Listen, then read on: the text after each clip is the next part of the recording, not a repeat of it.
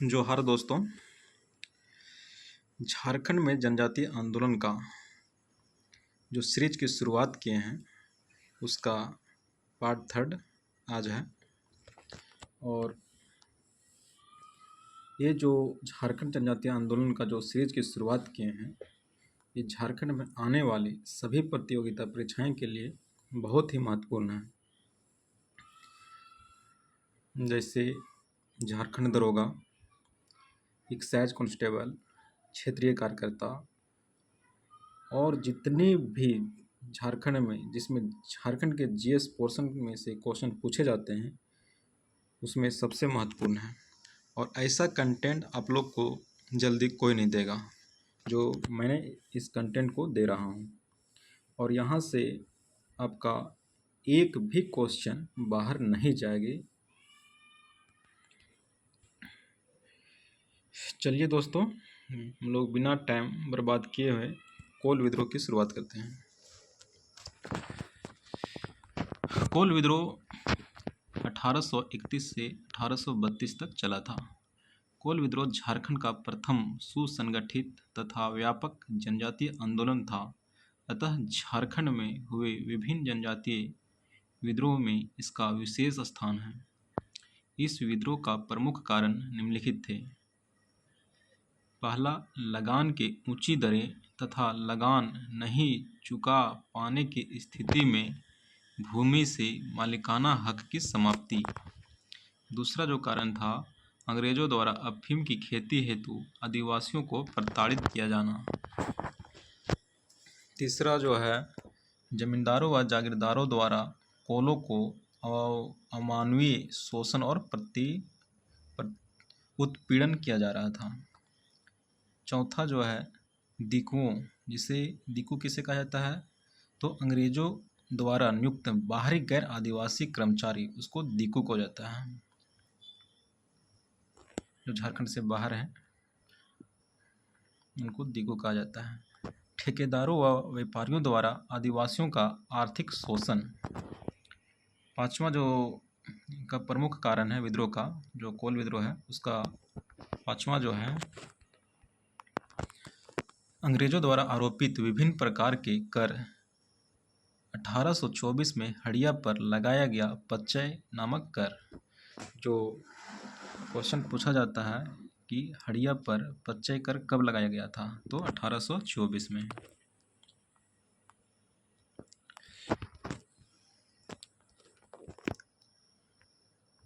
विभिन्न मामलों के निपटारे हेतु आदिवासियों की परंपरागत पड़ाव पंचायत व्यवस्था के स्थान पर अंग्रेजी कानून को लागू किया जाना। इस विद्रोह के प्रारंभ से पूर्व सोनपुर परगना के सिंदराय मानकी के 12 गांवों की जमीन छीनकर सिखों को दे दी गई तथा सिखों ने सिंगराय की 2 बहनों का अपहरण कर उनकी इज्जत लूट ली। इसी प्रकार सिंहभूम के बंदगांव में जफर अली नामक मुसलमान ने सुरगा मुंडा की पत्नी की अपहरण कर उसकी इज्जत लूट ली। इन घटनाओं के परिणाम स्वरूप सिंदराय मानकी व सुरगा मुंडा के नेतृत्व में 700 आदिवासियों ने उन गांवों पर हमला कर दिया जो सिंदराय से छीन लिए गए थे।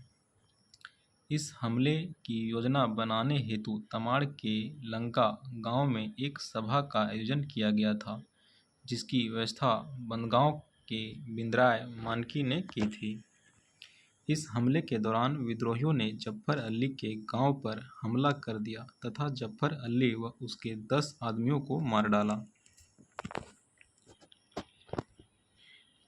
यह विद्रोह 1831 ईस्वी में प्रारंभ होने के बाद अत्यंत तीव्रता से छोटा नागपुर, खास पलामू, सिंहभूम एवं मानभूम क्षेत्र तक प्रसारित हो गया। जो क्षेत्र हैं और प्रमुख नेता और दमनकर्ता, जो कोल विद्रोह के विभिन्न क्षेत्रों के प्रमुख नेता और दमनकर्ता थे, इसको एक नज़र हम लोग देख लेते हैं। छोटा नागपुर खास, छोटा नागपुर से जो थे सिंदराय मानकी कहाँ का था, सोनपुर परगना से। बुद्धू भगत कहाँ के थे, सिल्ली के। बहादुर सिंह मुंडा कहाँ के थे, सिंदरी के। लक्ष्मी दास कहाँ के थे, कांची के। मोहन सिंह और गोठुल मुंडा जीत राय मुंडा। छोटा नागपुर में जो अंग्रेजों द्वारा दमनकर्ता किए गए दमनकर्ता थे जो आंदोलन को समाप्त किए, के विल्किंसन, के Impey, Maltby, Johnson, Horsburgh, major Blackall आदि। पलामू क्षेत्र से जो प्रमुख नेता थे दुक्खन शाही, चंवर सिंह, सुरजन सिंह, हारिल सिंह, हुक सिंह आदि। तो क्वेश्चन यहाँ से पूछता है कि दुक्खन शाही, चंवर सिंह, इनका प्रमुख क्षेत्र कहाँ था, तो पलामू था। इस टाइप से क्वेश्चन बनता है। और दमनकर्ता थे पलामू का ले कर्नल हार्टे, ले मार्स कै एंड्रूज, ले हैमिल्टन इत्यादि। सिंहभूम से जो प्रमुख नेता सिंहभूम का था सुरगा मुंडा, बिंद्राय मानकी कहाँ के थे, बंदगांव के। दसई मुंडा व कार्तिक सरदार कोचांग के थे। मोहन मानकी, सुइया मुंडा, गोदर पीरी, सुगा मानकी आदि। मानभूम विभिन्न भूमिज सरदार। मानभूम के जो था प्रमुख नेता था वो भूमि सरदार थे जिसने दमनकर्ता किया था रसेल, हॉर्सबर्ग आदि। तो यहाँ से जो क्वेश्चन पूछे जाते हैं कि सुरगा मुंडा, बिंद्राय मानकी इनका निवास कहाँ था, तो बंदगांव था। कहाँ से इसका नेतृत्व कर रहे थे, तो सिंहभूम से कर रहे थे। इस टाइप से क्वेश्चन बनता है। आगे देखते हैं। इस विद्रोह को मुंडा, हो, चेरो, खरवार आदि जनजाति का भी व्यापक समर्थन प्राप्त था।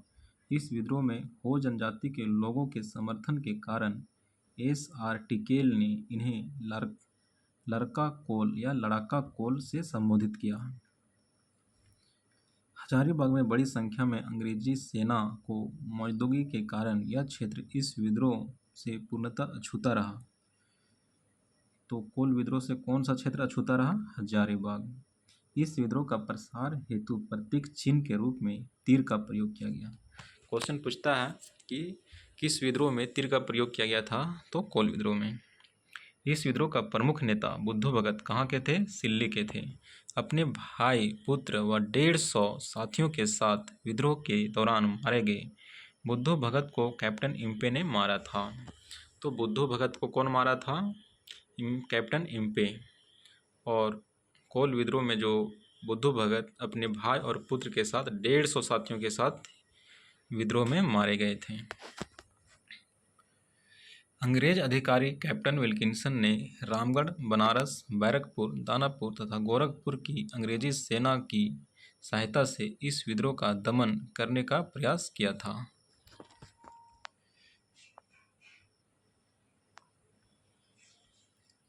नेक्स्ट आगे है। विभिन्न हथियारों व सुविधाओं से लैस अंग्रेजी सेना के विरुद्ध केवल तीर धनुष से लैस विद्रोहियों ने 2 महीनों तक डटकर अंग्रेजी सेना की मुकाबला की। इस विद्रोह को दबाने में पिठोरिया के तत्कालीन राजा जगतपाल सिंह ने अंग्रेजों की मदद की थी, जिसके बदले में तत्कालीन गवर्नर जनरल विलियम बेंटिंक ने उन्हें 313 रुपया प्रति माह आजीवन पेंशन देने की घोषणा की। 1832 ईस्वी में सिंदराय मानकी तथा सुरगा मुंडा, बंदगांव, सिंहभूम निवासी।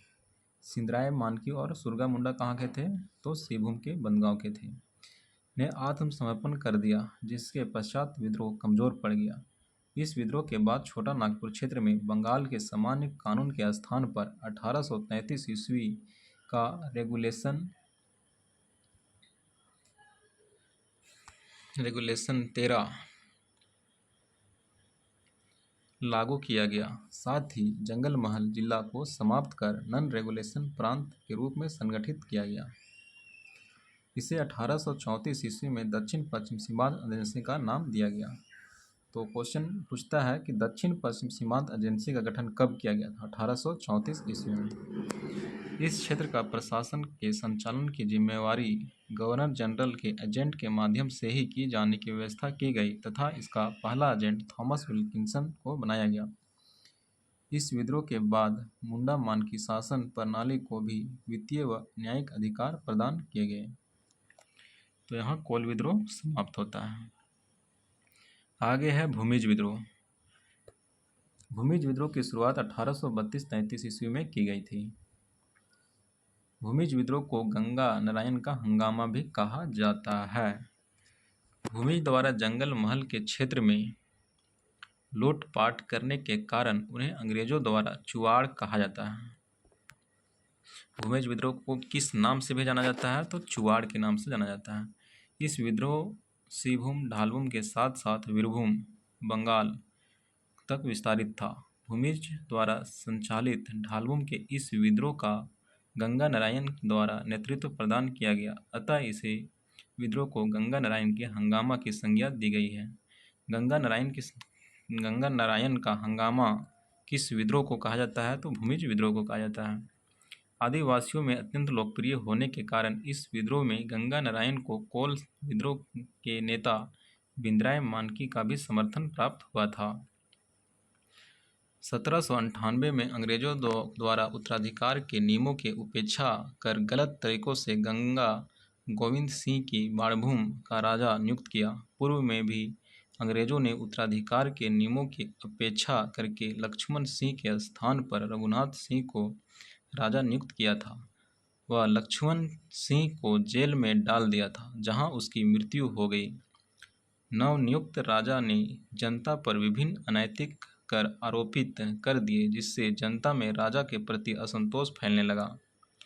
इसके अतिरिक्त बाणभूम के दीवान माधव सिंह राजा गोविंद सिंह के सतेला भाई था। कौन? राजा माधव सिंह ने चालाकी से अपने चचेरे भाई गंगा नारायण लक्ष्मण सिंह का पुत्र था। कौन? गंगा नारायण को मिलने वाली जागीर बंद करवा दी। गंगा नारायण ने अपनी जागीर प्राप्ति हेतु कंपनी शासन से बार बार आग्रह किया, जिसकी हर बार अनदेखी की गई। इस प्रकार विद्रोह का प्रमुख कारण उत्तराधिकार के नियमों को अनदेखी, जनता पर अनैतिक कर दिकुओं द्वारा जनता का शोषण व गंगा नारायण के साथ हुआ अत्याचार था। गंगा नारायण ने बदला लेने के उद्देश्य से भूमिजों को संगठित किया तथा दीवान माधव सिंह को की 26 अप्रैल 1832 को ईस्वी को हत्या कर दी, जिसके परिणाम स्वरूप भूमिज विद्रोह का आगाज हो गया।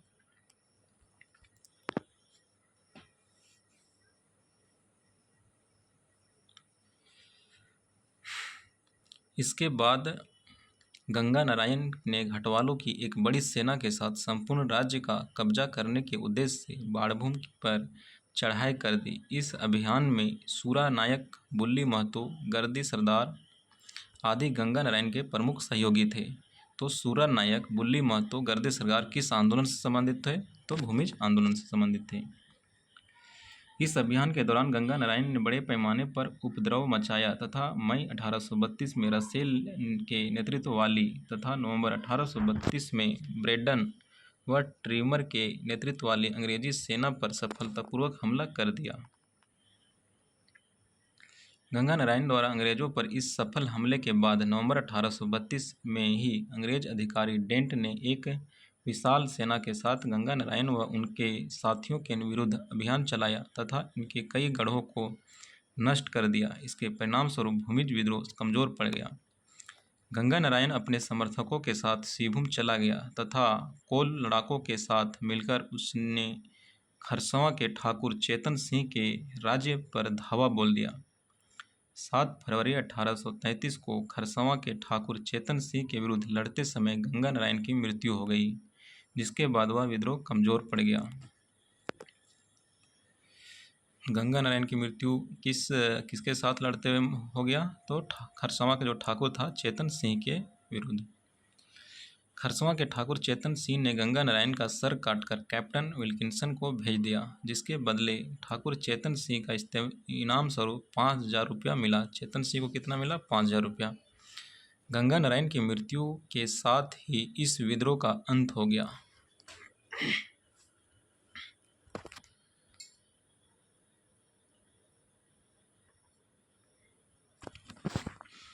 इस विद्रोह का प्रसार मुख्यतः सिंहभूम व वीरभूम क्षेत्र में था।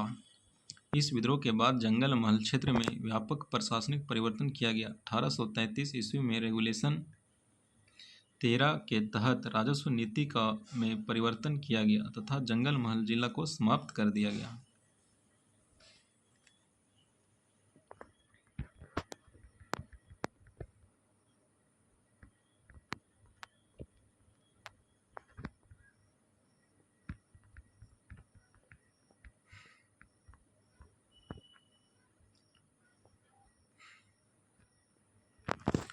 नेक्स्ट आंदोलन है संथाल विद्रोह। इसको हम लोग नेक्स्ट पार्ट में देखेंगे। और आज का वीडियो यहीं अंत करते हैं। और अगर वीडियो अच्छा लगे तो लाइक और सब्सक्राइब ज़रूर करें। थैंक यू दोस्तों।